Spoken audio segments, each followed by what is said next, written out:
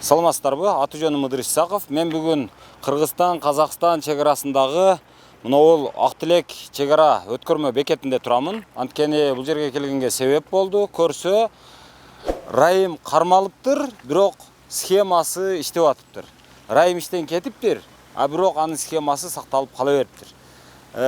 Көрсө, азыр ал жок болгону менен, ал камакта отурганы менен, деги эле азыр бийлик алмашканы менен схемалар алмашпайт окшойт. Жанагы намдуу жер, майлуу жер эч качан ээн калбайт окшойт. Азыр деле кайра эле ошол эски схеманын ээси табылып, бул жакта коррупциялык иштер дагы деле болуп атыптыр. Мисалы караңыздар. Казакстандан бизге азыр жыгач келет экен. Элестетип коюңуздар. Өзү Казакстанда бир даана жыгач эмес, Кыргызстанга отун дагы чыкпайт. Golden House компаниясы жалгыз бир кишиге катталган, демек талаш тартыш болбойт.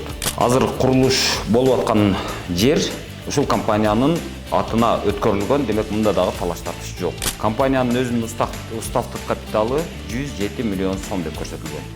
Демек кепилдик маселеси камсыздалган. Архитектура курулушка уруксатты берген. Эгерде өзүбүз текшеребиз дей турган болсоңуздар, анда Госстрой Gov.kg деп аталган расмий сайтына киресиздер. Андан курулуп жаткан объектлердин реестрин басасыздар. Ошол тизмеден Gossтрой деп издесеңиздер, Golden House куруп аткан бардык үйдүн каттоо номерлары жана бардык маалыматтар мына ушул жерден чыгат. Эми эң негизги документ ушул курулушка экспертизанын оң корутундусу алынган. Госстройго каттоого туруп, каттоо номеру берилген. Демек эч нерседен камсанабасаңыздар болот. Мен азыр Бишкектин түндүк тарабында жайгашкан Тактай базарда жүрөмүн. Анан тактай саткандардын бардыгынан сурайын деп атам. Жыгач бизге Кыргызстанга каяктан келет деп. Жөнөкөй эле суроо. Казакстандан келеби же Россиядан келеби? Жыгач боюнча. Жыгачты каяктан аласыздар? Россиядан. Томский, Красноярский. Кимдер алып келет? Фуристер. Вагон алып келет, фур алып келет.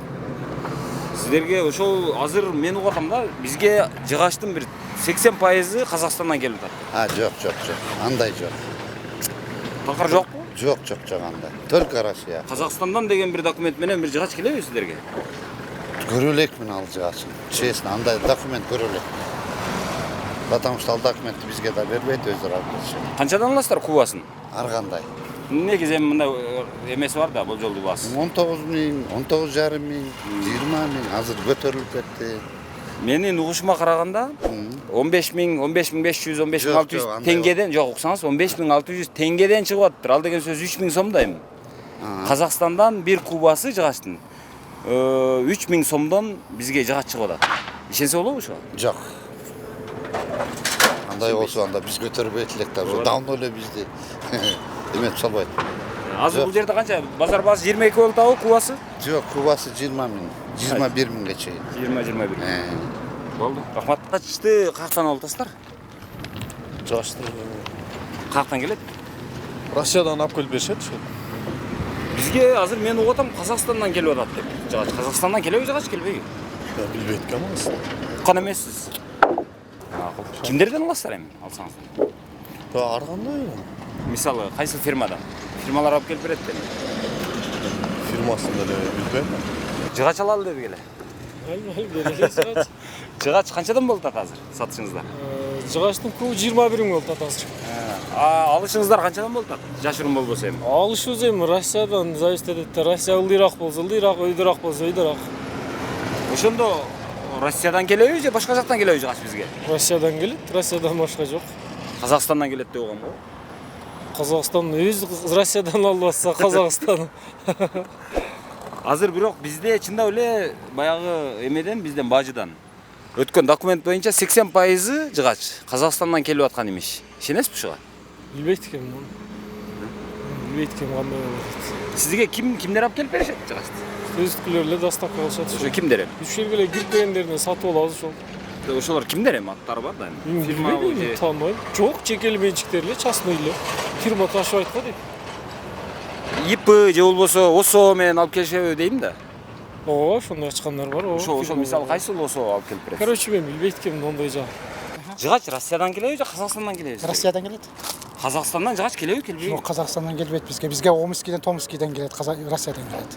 Бирок азыр негизи эле Кыргызстанга Қазақстандан жыгач келеби? Уккансызбы ушундай? Жоқ, Қазақстаннан жыгач бізге келбейді. Мен сатқандан баштап Қазақстаннан жыгач келдигин уга элек. Мынау Бишкектин четиндеги баягы айланма жол. Өңгүл, дөңгүл, жыртык тешик. Анан бул жол качан оңдолот деген маселе, ошол суроо ар бир бишкектиктин, анан Бишкекке келип ушул баягы Бишкектеги автотыгынга тыгылган адамдардын бардыгында ушул суроо турат. Эми мен силерге ошонун жообун айтып берип коём. Бул жолду бир эмес, мына эки катар эмес. Жок эле дегенде 3 полосадан 6 полоса кылып койсо болот. Кантип? Мына жыгачтын контрабандасын эле тыйып кое турган болсо, ушул айланма жолду бүтүрүп кое турган акча ошодон түшөт. Азыр айланма жолду ошол жерди бүтүрүп кое турган чалык көлөмдөгү акча азыр уурдалып атат. Мен ачык эле айтайын. Себеби бизге келген мына жыгачтардын бардыгы Россиядан келет. Мына жердеги жыгач саткандардын бардыгы айтып атат. Биз жыгачты Россиядан алабыз деп. А бирок бажыга бара турган болсоңуз, жыгачтын 80% бизге Казакстандан кирип атат. Киргенде дагы болгон 3000 сом баа менен кирип атат. А мына жакта жыгач 20, 21, 22 миңден сатылып атат азыр. Бир кубас. Москвада адал эмгек менен алектенген ар бир кыргызстандыктын көңүлүн бурабыз. 10 жылдап жыйган мүлкүңүздү сүрсүтпөңүз. Батирден батирге көчкөндө жүгүңүз чачылып жоголбосун. Жыйган терген оокатыңызды айылга, апаңызга, бала чакаңызга жибериңиз. Москвадан салган аманатыңыздын амандыгын Жылдызбек жана Ильязбек аттуу мекендештерибиз өз кепилдигине алышат. Сиздин жүгүңүз тез Көлдүн Караколуна, бери жагы Баткендин Айдеркенине чейин аман жетет. Байланыш үчүн +7 977 955 28 79 же +7 922 543 96 85 номерларына чалсаңыз болот. Жылдызбек менен Ильязбек алыстан салган аманатыңызды айылыңызга аман алып барышат. А бирок Казакстандан азыр мындай кагаз боюнча бизге Кыргызстанга тонна жыгачтар, тонна тактайлар, даяр тактайлар бизге чыгып атыптыр. Болгондо дагы Россиядан жыгач өздүк баасы ошол жактан келаткан, алынган, сатып алынган баасы 11 миң рубльдан боло турган болсо, Казакстандан болгон 3 миң сомдон чыгып атыптыр. Мына ишенбесеңиздер карап көрүңүздөр. Мен болгону мага азыр ушунча кагаз келип түштү. Бул кагаздардын ичинен бардыгы окшош, бардыгы абдан коёндой окшош эмелер. Мисалы менен караңыздар. Килограммы бардыгы 20 тоннадан, бардыгы мына 40 кубтан, бардыгы мына казак теңгеси менен бул жерге катталат. Катталганда бардыгынын баасы 15625 теңгеден экен. 1 тонна 1 куб жүктүн баасы. Мына мага ишенбесеңиздер, ошол 3000 сом тегерегиндеги акча болот. Мага ишенбесеңиздер, өзүңүздөр жанагы калькуляторго салып текшерип көрүңүздөр курсту. Эми ушул нерселердин бардыгын көзөмөлдөп өткөрөм деп, мына жакта биз ишенип, айлык берип, ой, ушуларды көзөмөлдө, бардыгы таза болсун, бардыгы так болсун деп, мына жерге, мына имаратты куруп, бул жерге бир нече кызматкерди салык кызматынан, фитосанитардык кызматтан алып келип коюп койгонбуз. Бирок алардын бири дагы иштебей атат. Эмне үчүн? Себеби жогору жактан болгондо дагы Ак үйдүн өзүнүн ушул нерсени мындай жолго салып турган адамдар бар окшойт. Азыр мисалы мен 15 миң теңгеден кубун жыгач алып келе турган болсом, сиз мобильный группаны чакырбайсыз, салык кызматынын мобильный группасын. Кандай дейсиз кайда? Эгерде мен монтип бир кубун жыгачтын, бир кубун 15 миң теңгеден деп жазып келсем, сизде эч кандай бул шектенүүнү жаратпайт, анан сиз эч кандай мобильный группаны чакырбайсыз, машинаны штраф стоянкага алып. Эси первичный документтердин бардыгы бар. Бардыгында ушундай. Ошо район администрирование алар осит менен төлөт алат аны. Мукутсуда барбы жокпу? Муну караш керек. Код Карап көрүңүзчү мында. Код тайын кайсы экен? Код тайын мен билбейм да, мен адис эмесмин да. Жок, бул жок экен. Мукутсуда. Бул кирбептир да. Демек лазейка ошол жерде экен да, э? Баа коюлганда леске, например, минимальный момча акча төлөнүш керек деп. Тияктан, например, аз баа менен поставщик менен кандай сүйлөшүп киргизип келе берет, бирок биздин өзүбүздүн коюлган баа бар. Ошо баа менен район төлөт алат. Акыланда. Анда ушул жерде сиздер менен кызматташып туруп турсак боло берет да. Келген азыр могу айдоочуларды балким өздөрүнөн сурайбы, эмсилер салык тайнасы деп калмаңар эми баягы. Эми биз тайнасы дегенде 221 постановленияны бизбеке бир карап койсоңуз ошого Жок, мен билем аны, иштейбиз. мен- Биз мен- адам мен- аша чаба албайбыз. Анын үчүн прокуратура бар, бизди карайт. Биз мыйзам чегинде эле да. Эгерде бардыгы доляда болсо кантебиз? Кандай Мындай мунун бардыгы мисалы мына 1 айлык документке эч ким анализ кылбайт атты азыр. Мен ушул фирманы текшердим, түшкөн салыгын да көрбөй атам. А сиз администрирование болот деп Эми ал ушу район менен Ооба, ал жактан. ооба. Бизге эч тиешеси жок. Биз анда биякта карайбызбы, биякта карайбызбы, бизбеке ар ким өзүнүн жумушу бар. Окшоттуңуз, макул. Биз отуруп тура. Жок, окшоду, жакшы эле. Так. Саламатсызбы? Сиздики лес, да? Да. Можно увидеть ваш документ? Вот. Так. А какая фирма у вас? Получатель у вас? Да, вот здесь. Счет-фактура, Россия. Кыркып, 2000. Так. Так. Сумма рубль 14 000. Бұл слишком кымбат қой? Цена рубль 3300. 3550-ден келіп отыр, но куптың немесе. Но қандай болып деймін да?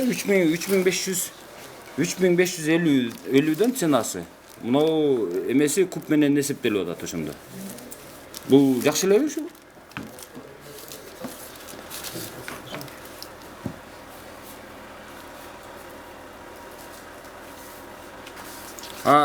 Заказчик ким сиздерде? Получатель. Я не знаю. Документы сейчас дали в нейтралке, да? Вам? Что так? Нет. Эти документы. Или с России, что ли? Да. Из России отправитель кто тогда? Березка, что ли? Здесь, наверное, да. Томский, Березка. Томск, да? Да. Ну, что-то это для нас новость какая-то. Почему? Ну, потому что до этого были другие фирмы-отправители. Этот, например, ИП Беймбетов был до этого.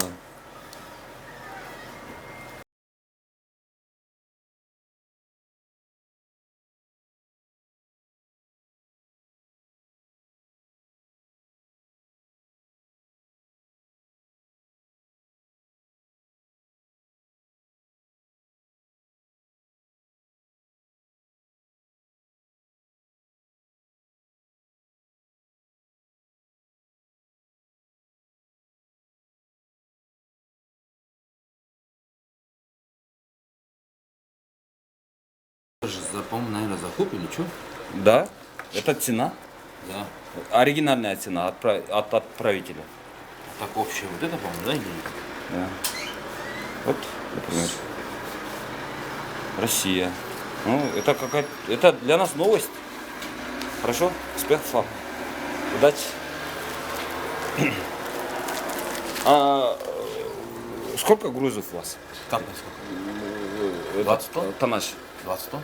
Это на бумаге, а на самом деле? На самом деле? Азыр мынау Тактайдын талкачтарынын бирөөсү экен, Алмаз деп аты. Ассаламу алейкум. Алейкум ассалам. Алмаз байке, саламатсызбы? Атлет, аха. Кечиресиз. Мен жана бир КамАЗыбыз бар эле. Бир фура жүк. Жыгач базар эле да, жыгач эмеле, жыгач алып келаттык эле да, ошону өткөрө албай жүдөп атабыз да, ошого жардам берип коесузбу? Ал несине жүтүп атасың? Ал Несі болбой атат? Ал документин бир аз эмерээк кылып өткөрүш керек болуп атат, табыл жактан. Сиздин телефонуңузду мына шопурлардан алдым эле. Алып эме кылсам ошол жардам берет деп сиздин номуруңузду беришкенден ошого чыгып аттым эле да. Жыгаштын ээси ким?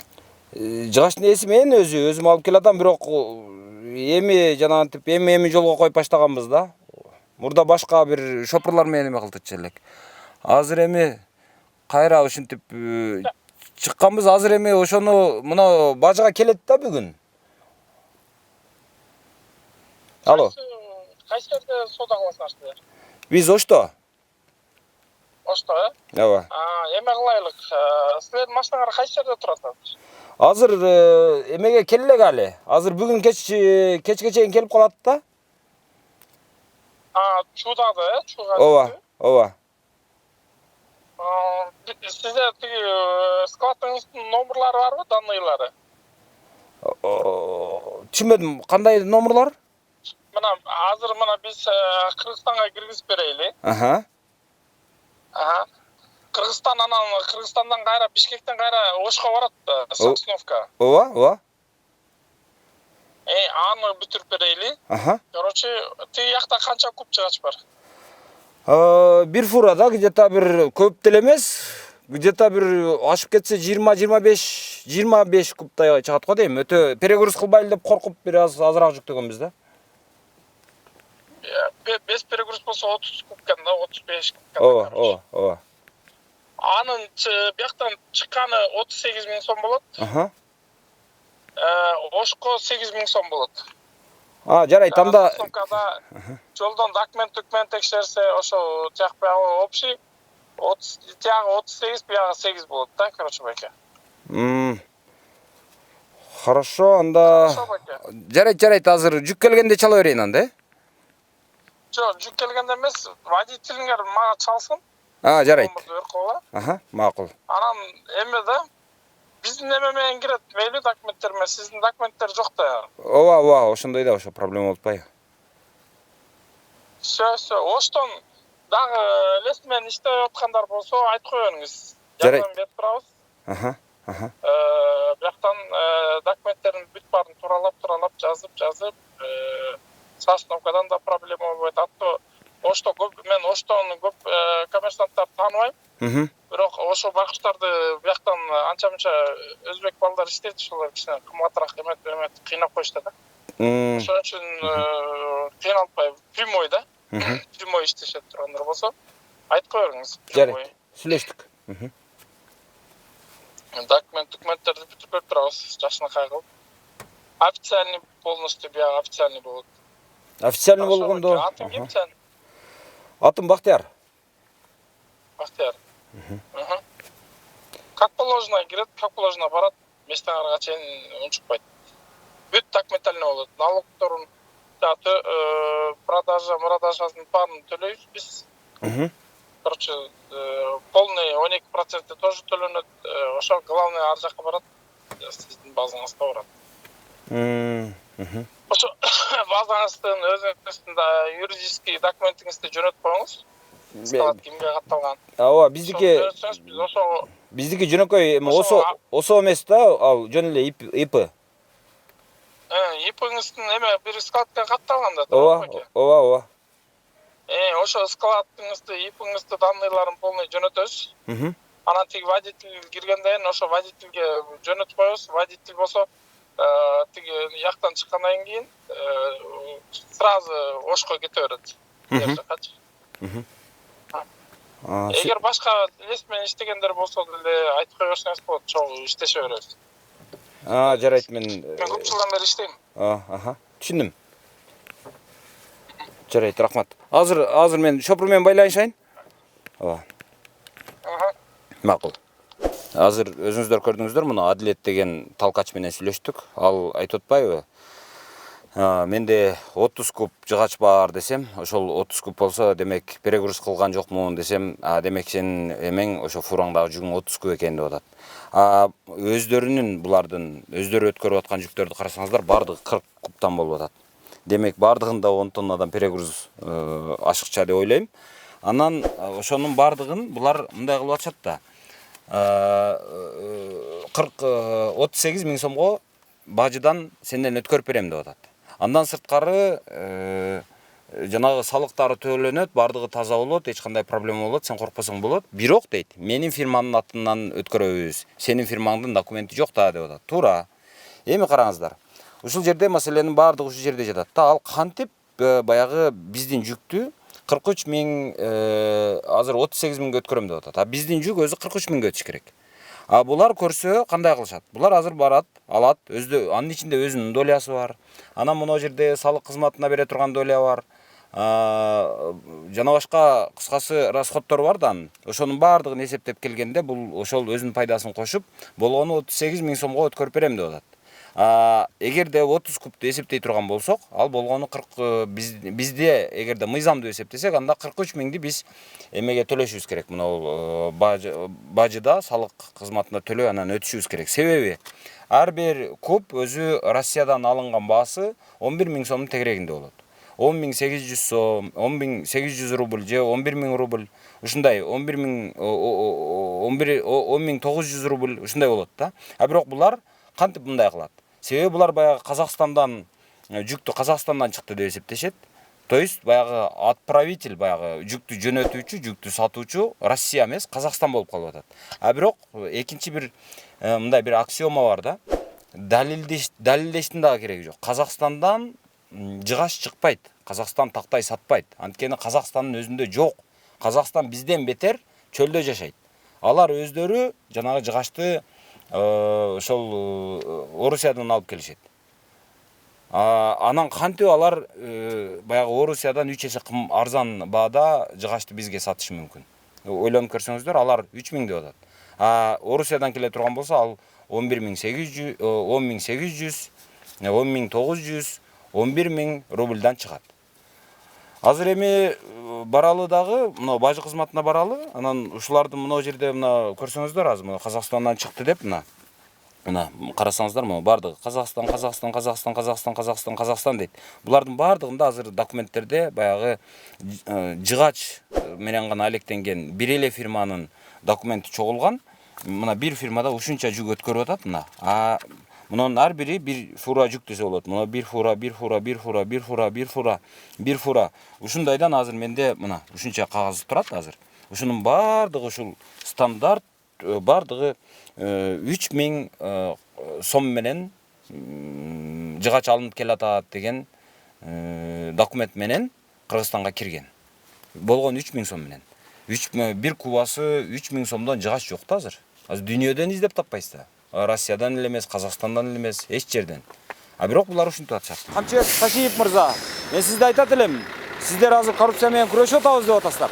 Бажыны тазаладык деп атасыздар. Бажы тазаланган жок менин оюмча. Акылбек Жапаров акча издеп жүргөндөй тур көрсөтөт. Акылбек Жапаров салыктарды таптаза кылып бардык жерден алгандай тур көрсөтөт. Элдин бардыгын салыңар таза төлөгүлө деп базарда отурган бейбечаранын бардыгын салыкты таза төлөгөнгө үндөп аткандай тур көрсөтөт.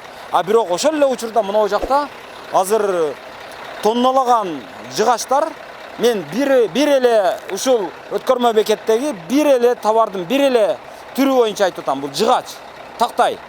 Тактайдын өзүнөн миллиондогон долларлар биздин азыр казынабызга кирбей, казынабызды кыйгап өтүп атат.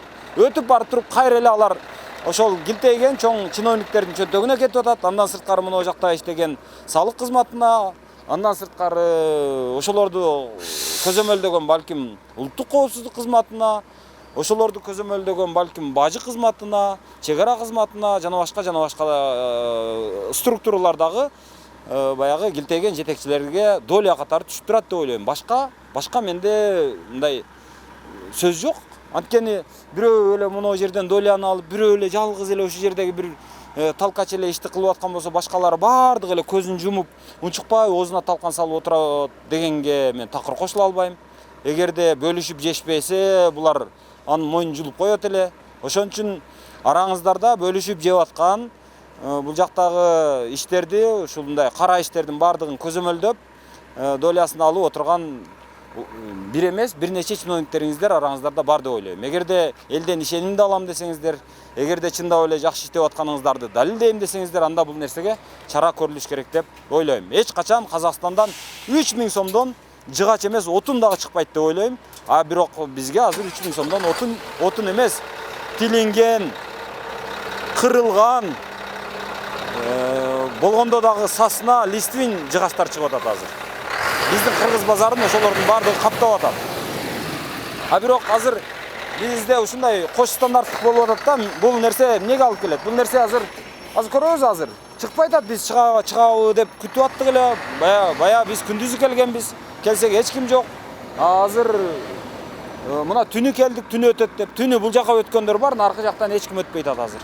Эмнеге өтпөй атат, мен түшүнбөй атам. Болбосо мына жерде күнүнө мына карасаңыздар, бир эле күндө мына 2 декабрда ала турган болсок, 2 декабрда 1 14 мына экинчи декабрда 1, 2, 3, 4, 5, 6, 7 фура өтүп атат.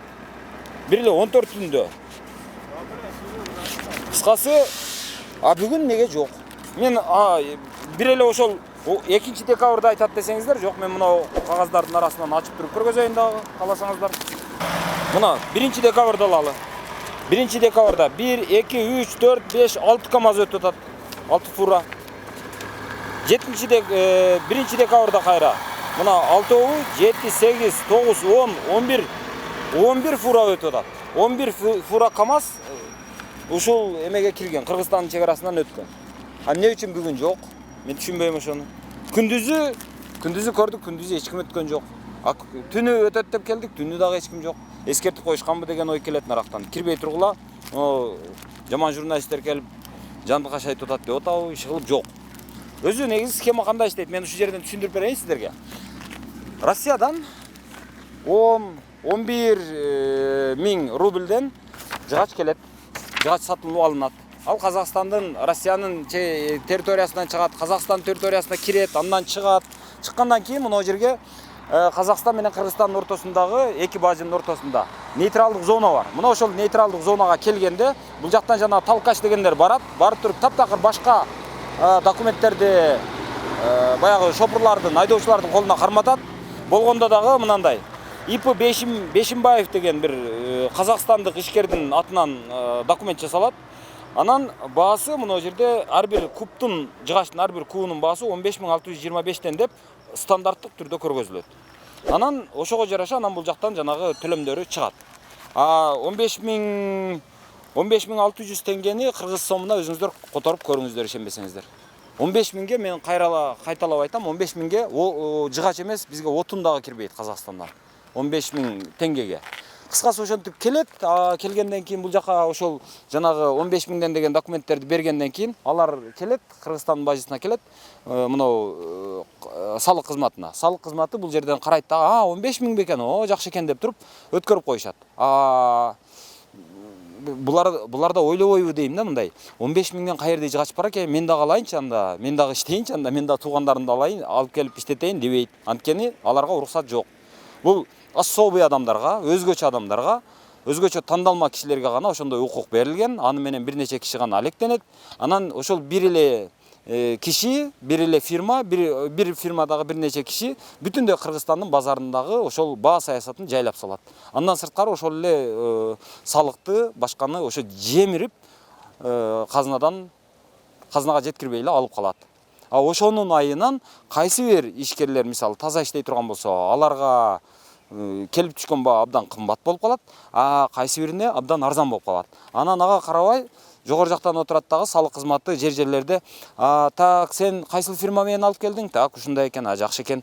Жыгачтын баасы канча болуп атат? 22.000ден болуп атат. 22.000ден боло турган болсо, счет фактура жазып атасыңбы? Жазып атам. Кантип жазып атасың? Дегенде ошол баягы документи менен киргендер счет фактураны жазат. Анан документи жоктор счет фактура жазбайт. Бирок кандай жол менен наркы жакта алар тутулбай атат, кармалбай атат, мен билбейм. Мисалы, мындан рахмат, мындан барып Ошко чейин кетишет, Баткенге чейин кетет. Ортодо Сосновкада дагы бир пост турат. Сосновкадагы посттон бул жактан макул, бул жактын жанагындай эме кылсын. Бул жакты эптеп жапсын, бул жактан параласын, башка кылсын, өтүп кетсин. Бирок Сосновкадан кантип өтүп кетишет, мен ошону түшүнбөйм такыр. Сосновкада жок дегенде бул жерден кармалбай кетсе, Сосновкадан кармалыш керек эле, ал жерден кармалбайт. Көрсөтүүнүн аягында жыйынтыктап кое турган 1-2-3 ооз сөз. Мынау Адилет аттуу талкач өзүнүн талкач экенин ырастады. Ал бир. Экинчиси, мына ушул Адилет бир нече маанилүү маселелерди бизге ырастап берди десек болот. Биринчиси, биздин жүк перегруз эмес десек, анда ал 30 тонна экен, 30 куб экен деп атат.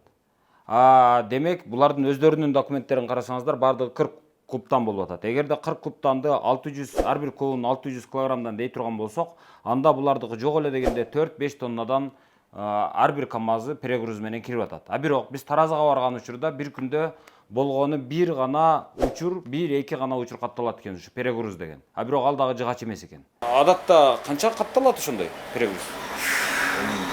Болот. Бир суткада канча учур катталат ошондой? Иногда 2-3 жазып калабыз. Ар кандай болот? Биз точно айта албайбыз. Таразда көрсөткөн нерсени таразда эмне деп атабыз да.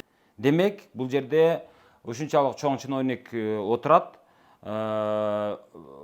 Ошол киши ошондой чоң таасирдүү адамдар болгондо дагы ак үйдөн көзөмөлдөп аткан үчүн Таразы перегрузга бажыдагы салык кызматы салыктын аздыгына көз жумуп атат. Ошонун айынан 4-5 тонна перегруз кадимкидей кирип атат. Андан сырткары казынага ар бир фурадан жок эле дегенде 38.400 сомдон акча казынанын кыйгап өтүп кетип атат. Бул бир. Экинчиси, мына ушул жүктөрдүн бардыгын ким алып кирип атат? Осо Бейимбетов деп Казакстанда ачылган ИП Бейимбетовдон бизге Кыргызстандагы Ланкастер компания деп аталган компанияга, фирмага бул жүктөрдүн бардыгы кирип атат. Мына ошол компания Кыргызстанга ал жүктөрдү таратып атат. Жалпы эле Кыргызстанга кирген Кыргызстандын 1 жылдык жыгачка болгон керектөөсү 400.000 куб болуп эсептелет. Ошол 400.000 куб жыгачтын 80% дээрлик, болжол менен алганда 80% ушул Ланкастер компания менен кирип атат. Же мурдараак Алтай Логистик деген компания менен кирип атат. Бирок азыр Алтай Логистиктин кожоюну мурда Максат Шарабидинов деген болсо, азыр Ланкастер компания деген фирманын ОСОнун жетекчиси Азамат Абдылдаев деген жигит экен. Ким болбосун булар? Кимдин өкүл баласы болсо дагы, кимдин аяш баласы болсо дагы булар кармалыш керек. Анткени менин үмүтүм бар. Ошол менмин деген ошол камчыны аткан, менмин деген Матраевди камаган бийлик кантип эле ушундай бир көчөдөгү талкачтарга баш ийип, ошолорго тиш өтпөй калсын. Менин оюмча сиздердин тишиңиздер өтөт. Бул токтош керек. Мындай урлук болбош керек. Бул тешик эмес, бул бажыдагы чоң жыртык деп айтат элем. А эгерде андай болбой турган болсо, анда чындап эле булар сиздердин өкүл балдар же бул сиздердин аяш балдар ушуга окшогон жег жаатыңыздар болуп чыгышы толук мүмкүн. Анан райымды кетирип, анын ордуна ошол схемасын өзүңүздөргө алып алган болушуңуздар дагы мүмкүн. Муну мен мүмкүн деп айтып атам. Анткени ушул уурулукка азыр чара көрүлө элек, көрүлбөй атат. А эгерде жок, Кыдыр, сен жаңылышып атасың. Бул ишке биздин тиешебиз жок дей турган болсоңуздар, жок эле дегенде бажыдагы мына ушундай көрүнүштөр токтош керек. Уурулук токтош керек. Биринчи кезекте болгондо дагы башындагы ушул чоң уурулуктар токтосо, анан элден барып ошол 500 сом, 1000 сом салыгыңды тазараак төлөп койчу деп айтканга мындай биздин бетибиз жарыгыраак болмок. Сиздердин биринчи кезекте бар болуңуздар.